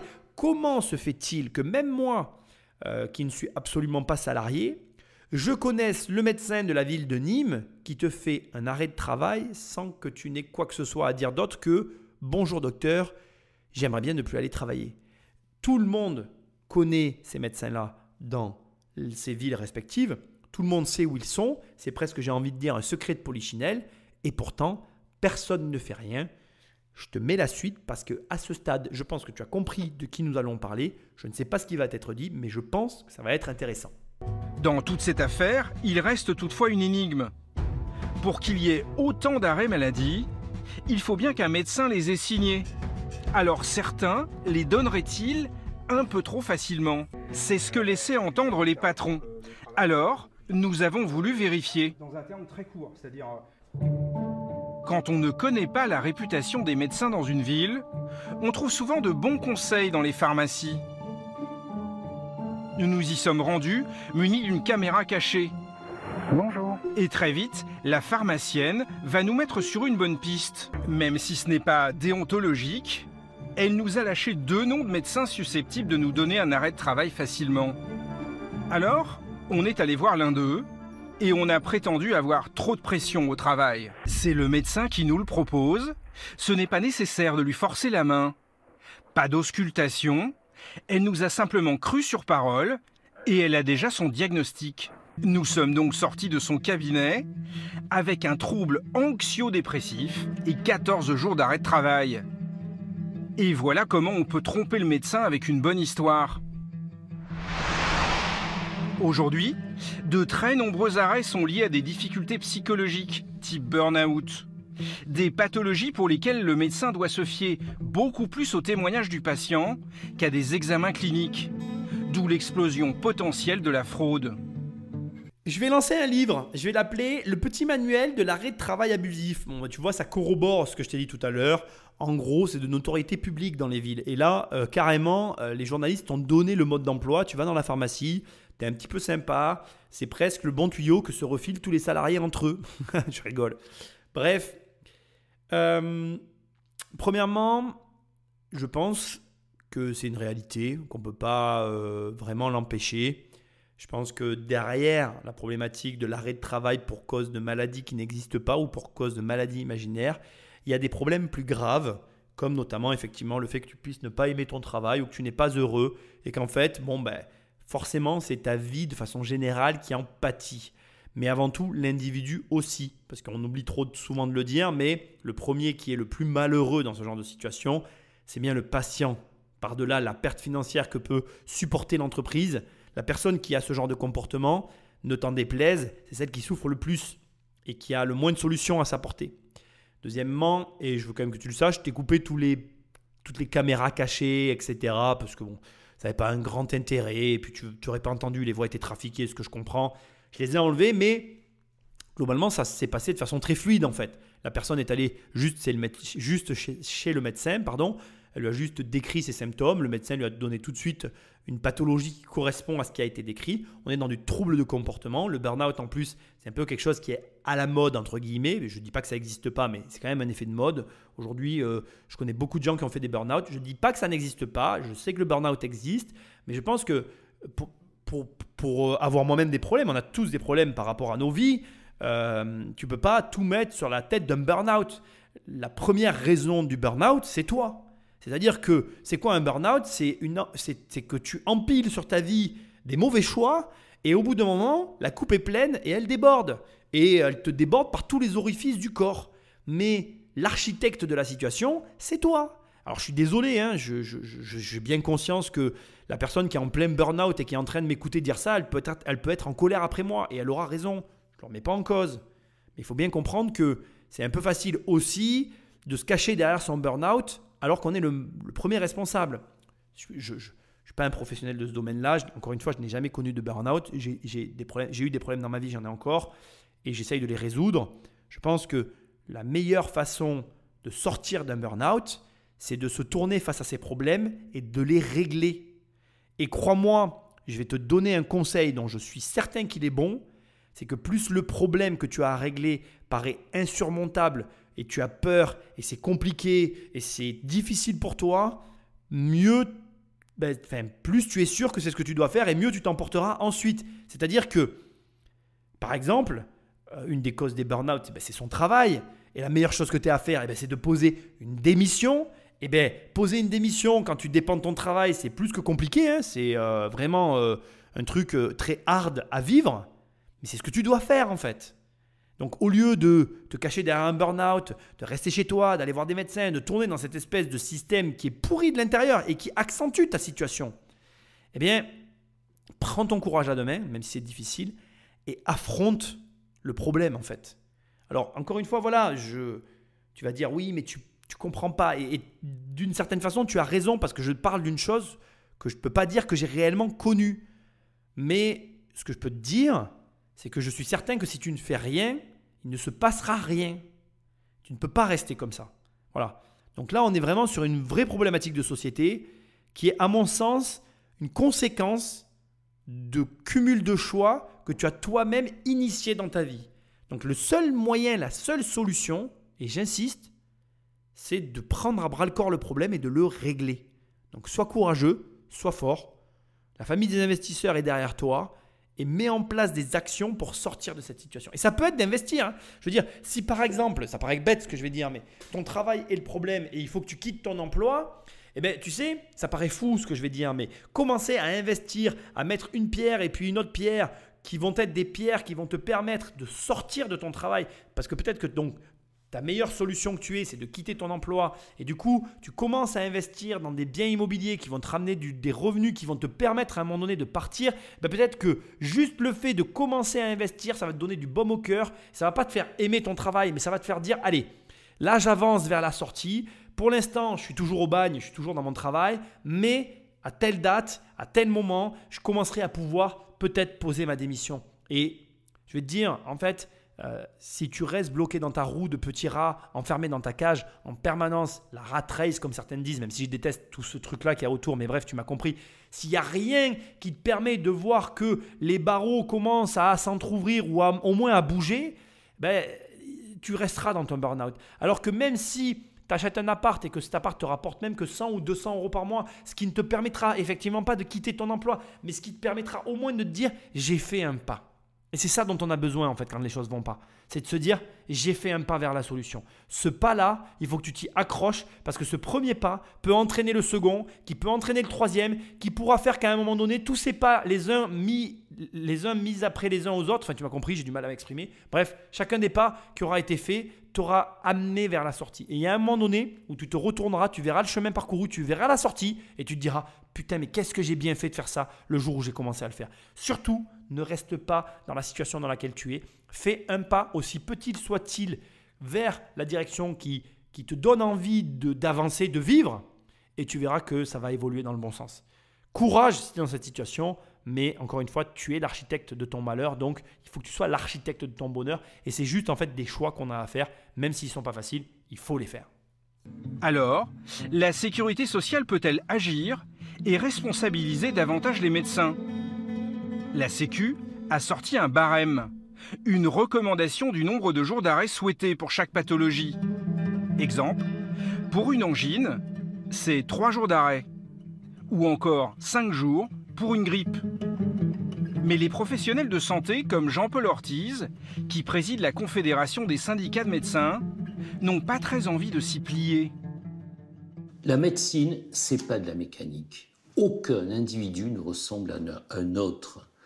Effectivement, l'assurance maladie donne des durées d'arrêt de travail qui sont des durées de référence et chaque individu peut avoir besoin de la durée d'arrêt de travail de référence préconisée, quelquefois plus, quelquefois moins. Et c'est cette latitude qui doit être donnée aux médecins que nous défendons, parce que sinon, demain, vous aurez un ordinateur à la place de votre médecin et vous rentrerez les données que vous exprimerez en termes de maladie, la température, etc. Et vous aurez un arrêt de travail automatique. C'est pas ça la médecine. Pour convaincre les médecins, l'assurance maladie va devoir mettre des primes à ceux qui se conforment bien et qui respectent les préconisations. Elle nous l'a proposé, nous l'avons refusé. J'adore en fait, j'adore ces émissions. Parfois, tu vois, comme celle-là, je vais être franc avec toi, quand je commence, j'ai un doute, tu vois, je me dis, est-ce que je fais cette émission? Et là, j'adore parce que là, on voit vraiment le sujet en profondeur. Alors pour toi, ça demande beaucoup de temps. Je te remercie de ta présence et tout, ton écoute, tout ce que tu me donnes parce que c'est génial, mais tu vois vraiment le problème en profondeur. Et là, tu touches du doigt la vraie problématique, c'est-à-dire que, regarde, on se retrouve dans une situation où on en arrive à mettre des barèmes en place. Et il y a un docteur qui nous explique que non, ce n'est pas possible. Et il a raison. C'est vrai, on n'est pas des machines, on n'est pas des robots en fait. Il ne peut pas y avoir une norme qui dit que toi tu as une angine, bon dans 3 jours tu es guéri et tu retournes bosser. Et si ton angine elle dégénère et qu'elle t'a... Non, c'est pas vrai en fait, il a raison. Et là tu te rends bien compte qu'on a une problématique. Et il y a une question sous-jacente que tu dois pressentir depuis le début de l'émission et qui est en train petit à petit de s'infiltrer derrière tout ce grand débat qui est comment on en arrive là. Comment on en arrive à demander à des médecins à respecter une certaine normalisation de la maladie. Un truc qui est innormalisable en fait. Sinon, comme il dit, on va finir avec des machines qui vont nous dire tac, tac, tac, tac, tac, et c'est réglé, tu retournes bosser. On est à la limite de l'esclavage. Mais on en arrive là à cause de l'argent qui est en jeu. Et tu comprends que si je dis cette phrase, tu comprends qu'il y a des gens qui disent que l'argent est le grand mot de l'homme en fait. Ou tu comprends qu'il y a des gens qui diabolisent l'argent. Ou tu comprends qu'il y a des gens qui apposent une étiquette négative sur l'argent. Mais la vérité en fait, la vérité, c'est pas l'argent en réalité. À première vue, la réaction que je viens de te dire, elle peut paraître réelle et tu pourrais te dire ça paraît être l'argent. Mais ce n'est pas réellement ça. Pour moi, le problème que je vois là, c'est la complexification et tout la rigidité française qui encadre l'aspect financier de la chose. Je m'explique. Regarde, là aujourd'hui en France, c'est toujours le cas et c'est quelque chose qui est compliqué aujourd'hui. Les Français veulent le CDI, veulent la sécurité de l'emploi, ils veulent cet aspect immobilisation autour du travail qui fait que pour un employeur, c'est très complexe et coûteux de licencier un salarié. Sauf qu'à l'inverse, quand tu prends des systèmes à l'américaine, et attention encore une fois, il n'y a pas un système qui est meilleur qu'un autre, il y a des systèmes qu'on essaye d'analyser et de comprendre, mais si tu prends un système à l'américaine qui est beaucoup plus fluide, en fait, dès l'instant que l'individu accepte qu'il est sur un stop-éjecte, il est plus responsable. Et du coup, il serait intéressant de comparer le taux d'absentéisme lié à la maladie aux États-Unis par rapport au taux d'absentéisme lié à la maladie en France. Et là, on serait dans une réalité qui nous permettrait de façon très concrète d'apprécier les retombées sociales sur les individus qui composent la société. Alors, je vais te dire une chose. J'aurais pu très facilement pour cette émission faire les recherches, te donner les chiffres et comparer. Et je ne le ferai pas. Et pour les mêmes raisons que ce que le médecin vient d'évoquer. Je vais t'expliquer quelque chose qui est étrange à entendre dans une émission financière, mais qui est une réalité. Qu'est-ce qui fait la beauté d'un pays? C'est sa culture. Et la culture française, c'est ça. Malheureusement, ça fait partie de la culture française. Aux États-Unis, il n'y a pas de pause déjeuner de 2 heures entre midi et 2. Aux États-Unis, entre midi et 2, tu manges devant tes écrans, tu bosses et tu continues à travailler un maximum. Ce qui fait que, c'est marrant, mais tu remarqueras qu'aux États-Unis, on n'a pas la culture culinaire que nous avons en France. En France, on prend une pause de 2 heures, on prend le temps de bien manger et on a une culture culinaire qui n'est pas dans d'autres pays. D'ailleurs, on dit la France, le pays de la bonne nourriture. La question qui se pose, c'est est-ce que tu ne crois pas que ceci expliquerait pas cela? Est-ce que tu ne crois pas que parce que justement on prend le temps de vivre, on développe une certaine culture, un certain art de vivre dans des domaines comme la cuisine, qui sont des domaines aujourd'hui qui rayonnent internationalement. Moi, je le crois ça. Et du coup, je pense que ça contribue à notre identité. Et l'enjeu ici, ce n'est pas de comparer les pays, c'est de comprendre que c'est comme ça chez nous en fait. Chez nous, on a des gens qui savent qu'il y a un système protecteur et comme dans tout système mis en place, on a des personnes qui en tirent parti et on a des personnes qui le subissent. Il n'y a pas d'avis à avoir sur la question. Tu peux être d'accord avec moi, tu peux ne pas être d'accord avec moi. Je pense que la France, c'est une totalité, c'est un ensemble, c'est un mode de fonctionnement. Je crois que malheureusement, si tu n'es pas d'accord avec ce mode de fonctionnement, tu ne peux pas dire « Eh bien ça ne me plaît pas, je vais l'ignorer ou je le mets dans un coin et je fais comme si ça n'existait pas. » La France, comme disait un Jean-François très célèbre qui n'est plus de ce monde, tu l'aimes ou tu la quittes. Et je crois que c'est vraiment quelque chose qu'il faut arriver à se dire. Et je pense qu'un des défauts que nous avons tous en France, qui est bien spécifique à notre pays, c'est ce truc de se dire en permanence, on sait ce qu'on quitte, mais on ne sait pas ce qu'on va trouver. Et je pense que c'est lié à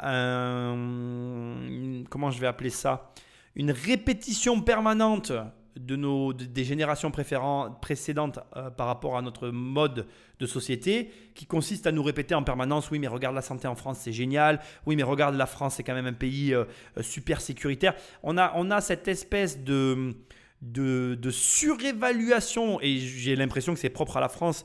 Et on est très refermé sur nous-mêmes. Les Français se déplacent très peu. Et on a cette haute opinion de nous-mêmes et cette faible opinion des autres, l'air de dire c'est forcément mieux ici, ça sera forcément moins bien ailleurs. Et on n'a malheureusement pas toujours raison. Face aux recommandations de la Sécu, les médecins font de la résistance. Mais la sécurité sociale est-elle bien placée pour donner des leçons aux médecins en matière d'arrêt de travail? Car dans les caisses d'assurance maladie, le taux d'arrêt serait très élevé. Un document de la fondation IFRAP rapporte que les agents des CPAM en France sont en arrêt en moyenne presque 30 jours par an. C'est quasiment le double de la moyenne des salariés français. La Caisse nationale d'assurance maladie nous le concède par écrit. Ils ont un taux d'absentéisme de 5,8% sur tous leurs organismes, soit un tiers de plus que la moyenne nationale à 4,5%. Et il y a même certaines caisses comme celle des Hauts-de-Seine où ça grimpe à 60 jours par an. Alors nous avons appelé la responsable de la communication de cette CPAM. Sur le document de l'IFRAP, je lis qu'en gros, il y aurait à la CPAM de Nanterre 60,7 jours d'arrêt maladie par an et par salarié, ce qui paraît très élevé, non? Qu'est-ce que vous en pensez? Oui, moi aussi. C'est quelque chose que j'apprécierais vérifier. Selon la Caisse nationale, ce record s'expliquerait notamment parce qu'il y a davantage de salariés en invalidité dans les Hauts-de-Seine, d'où ce chiffre élevé. Mais s'il y a autant d'arrêts maladie, et certains abusifs, n'y aurait-il pas un autre facteur qui joue? L'absence de jours de carence pour la majorité des Français. Ainsi, quand un salarié du privé se voit délivrer un arrêt maladie de plusieurs jours, en principe, il a 3 jours de carence. Ça veut dire qu'il ne perçoit pas de revenus les 3 premiers jours d'absence. C'est assez dissuasif, sauf que dans 2 entreprises sur 3, l'employeur compense tout de même le manque à gagner pour le salarié. C'est aussi le cas des agents des caisses primaires d'assurance maladie qui perçoivent dès le premier jour d'absence leur salaire intégral, et ce pendant 6 mois. Mais ça bouge du côté des fonctionnaires. Un jour de carence a été instauré au 1er janvier dernier. Bon, on va parler de ce jour de carence dans un instant. On va revenir sur juste les détails qui viennent d'être dits. Bon, il y a quand même une possibilité qui n'est pas évoquée. Peut-être que les salariés de la CPAM, en fait, en bons conseillers, ils veulent tester le service et du coup, ils sont obligés d'être en maladie pour voir si tout fonctionne bien. Non, je vais juste faire une petite parenthèse qui n'est absolument pas évoquée, mais qui est une réalité très française. Déjà, la plupart des gens qui veulent être fonctionnaires veulent l'être pour la sécurité de l'emploi, le faible taux horaire de travail qu'il y a dans ce type d'emploi. Et donc, je pense que les motivations de départ pour ce genre de boulot sont déjà pas très glorieuses. Et en plus, vu le cadre, c'est-à-dire tout ce qui encadre les fonctionnaires, bien, on ne va pas se mentir, tout le monde connaît un fonctionnaire autour de lui, tout le monde sait ce qui se dit en France sur les fonctionnaires. Oui, c'est un boulot sûr, c'est un boulot stable, gna gna gna gna gna gna. Je pense que, honnêtement, c'est mon opinion personnelle, la fonction publique, aujourd'hui, elle devrait être réformée de fond en comble, revue et corrigée complètement, parce que non seulement je pense qu'elle n'est plus du tout adaptée à l'époque à laquelle on vit, donc ça c'est un premier fait, mais deuxièmement, sa manière et son organisation interne, sa manière de fonctionner et son organisation interne sont une réelle incitation à la fraude. Et donc ça fait que c'est toujours pareil. Moi j'ai une phrase maintenant que je me dis toujours dans ce genre de situation-là. À qui on doit reprocher une situation? À celui qui prend ou à celui qui donne? Pose-toi toujours cette question. Parce que humainement, on a tendance toujours à reprocher à ceux qui prennent de prendre. On a toujours tendance à dire à ceux qui vont profiter des aides, profiter de je ne sais quoi, ouais mais c'est dégueulasse et tout, nanana. Mais en fait, pour moi, ce ne sont pas eux les fautifs en fait. C'est jamais celui qui prend qui est fautif, on lui donne. Qu'est-ce que tu veux reprocher à quelqu'un qui reçoit? Puisqu'on lui donne, il a raison de prendre. Moi, demain, tu me donnes de l'argent, je le prends. Je suis sincère. Et plus j'avance dans l'âge, plus je vois ce que les gens font avec leur argent, plus honnêtement, aujourd'hui, tu viens me voir, tu me dis Nicolas, j'ai 10 000 balles, je ne sais pas quoi en faire. Vas-y, donne-le. Je te le prends, mais sans problème. Parce que je sais que je ferai toujours mieux que ce que tu vas faire avec. Et donc, partant de ce principe-là, pour moi, la première personne qui est à blâmer dans ce genre de situation, c'est celui qui donne. Alors quand je dis celui, c'est l'organisation, c'est l'État, c'est le contribuable. La personne qui donne, c'est elle qui est à blâmer. Tu n'as qu'à pas donner en fait. Si tu as un problème avec ce qui se passe, ben arrête. Bon, alors, le concept d'arrêter de donner en France, c'est compliqué. Hein. Nous, on aime donner en France. On n'aime pas arrêter de donner. Ça, c'est encore un autre problème. J'en parlerai pas ici. Tu as compris l'idée. Maintenant, ce qu'on va voir, c'est que finalement, ce jour de carence, qui peut paraître une mesure entre guillemets insignifiante, ben ça a un réel impact. Et je te fais toute cette émission là-dessus. Pourquoi? Parce que je veux que tu vois que même les lois, les principes, les règles, ces choses qui paraissent inatteignables, qui paraissent immuables, qui semblent être de gros mastodontes qu'on ne peut pas bouger, ben même ces trucs-là, tu peux arriver à faire bouger les lignes, tu peux arriver à impulser un changement au sein d'organisations qui sont à prime abord inébranlables. Le retour du jour de carence pour les fonctionnaires. Cela signifie que désormais, en cas d'arrêt maladie, un fonctionnaire n'est pas indemnisé dès le premier jour, mais à partir du second seulement. Alors, nous avons souhaité mesurer son impact sur les arrêts maladie dans une ville, Poissy, qui compte 800 agents municipaux. Ici, contre toute attente, quand on fait un petit tour dans les services, le personnel a l'air d'accueillir plutôt favorablement la nouvelle règle.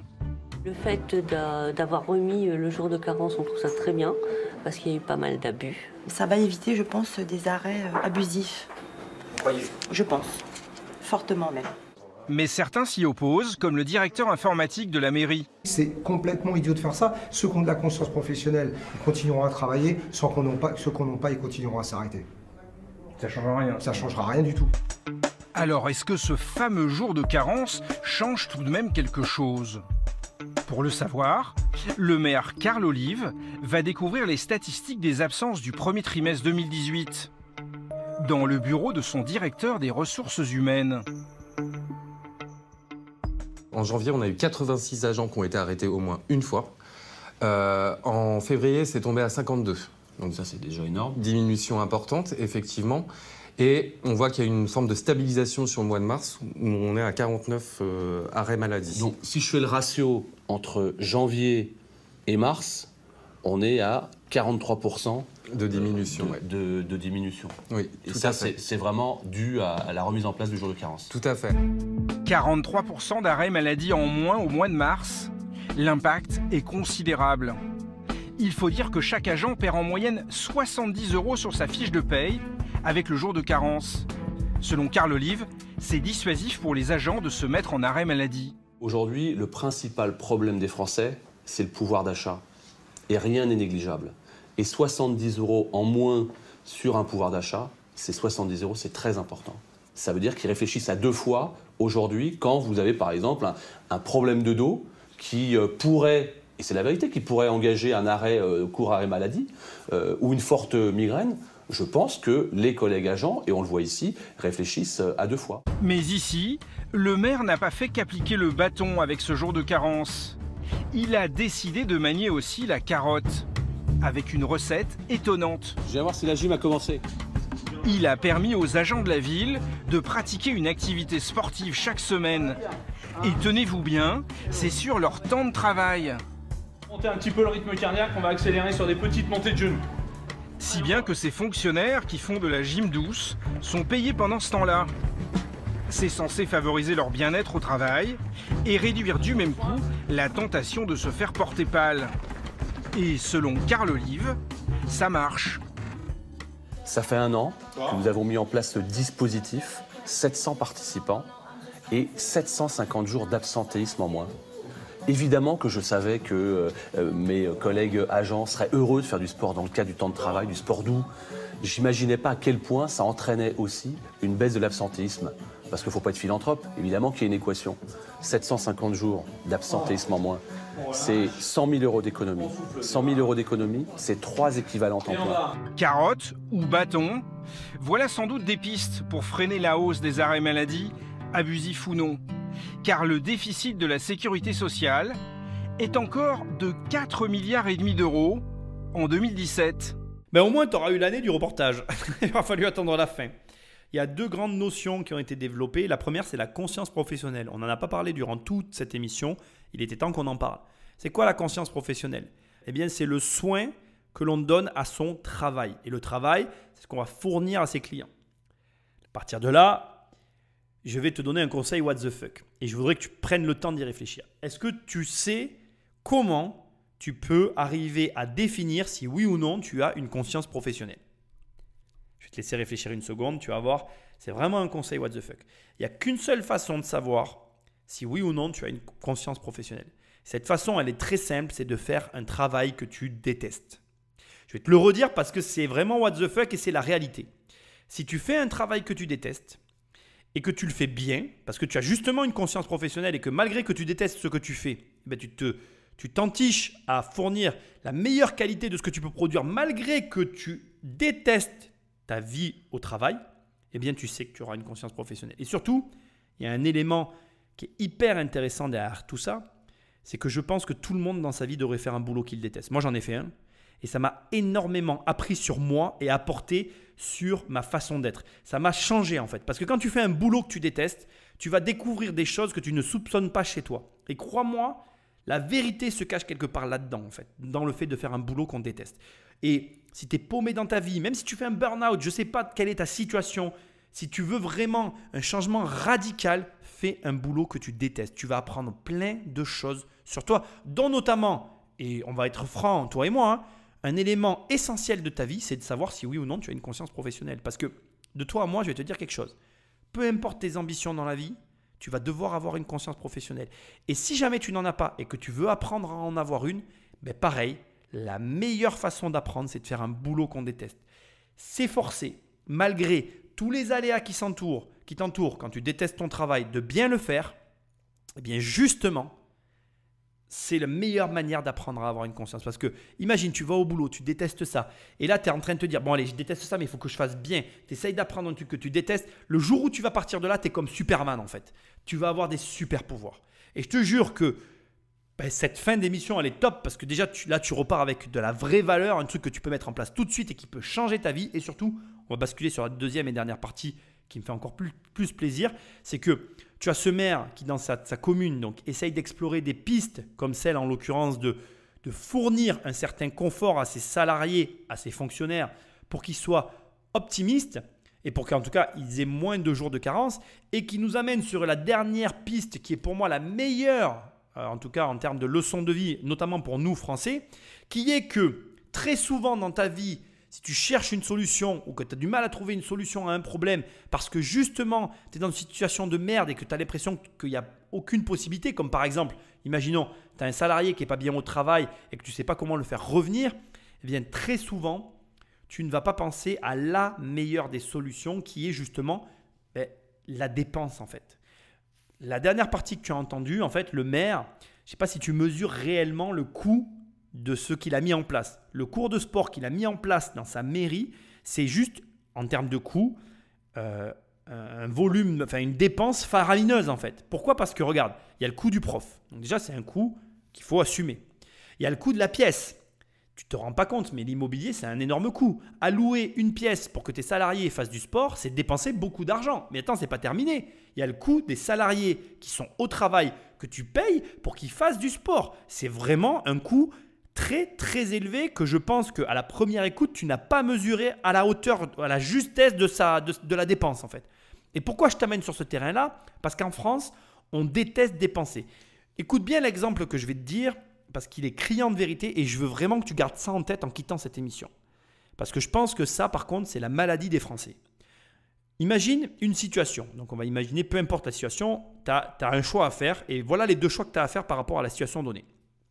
Première solution, tu as un problème et tu peux, par exemple, t'enfermer pendant 2 ans dans une pièce. Tu vas travailler comme un acharné, tu vas dépenser 0 € et dans 2 ans, tu vas avoir la solution que tu convoites et ton problème sera résolu. Donc ça, c'est la première solution. Deuxième solution, écoute bien, c'est important. Deuxième solution, tu vas dépenser 20 ou 30 000 € et tu auras la solution sous 1 mois. Eh bien, je te le donne en mille. La plupart des Français vont choisir la première solution, celle où il n'y a pas de dépense. Parce que les gens en France n'aiment pas dépenser leur argent. On a un problème avec ça. On n'aime pas dépenser de l'argent. Enfin, je dirais plutôt qu'on ne croit pas que la dépense peut entraîner du bénéfice. Et c'est une erreur en fait. Je vais t'expliquer pourquoi. Parce qu'en fait, dans la première solution, ce que les gens ne mesurent pas, c'est la perte temporelle. C'est-à-dire qu'eux, ils voient juste le côté « j'ai pas dépensé d'argent ». Et ils éliminent le reste.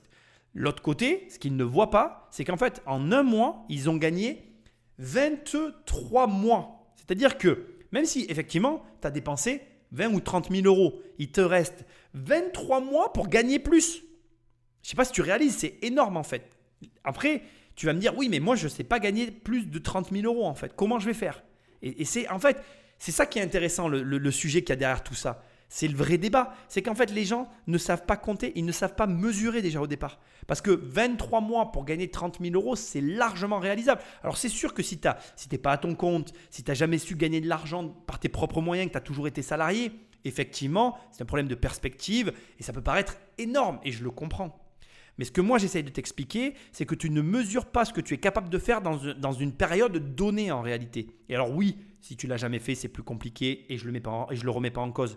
Mais j'aimerais que tu l'entendes en fait. Et c'est un vrai problème. Et là, aujourd'hui, je t'ai soumis un problème qui était celui de la triche dans les sociétés par rapport aux arrêts maladie.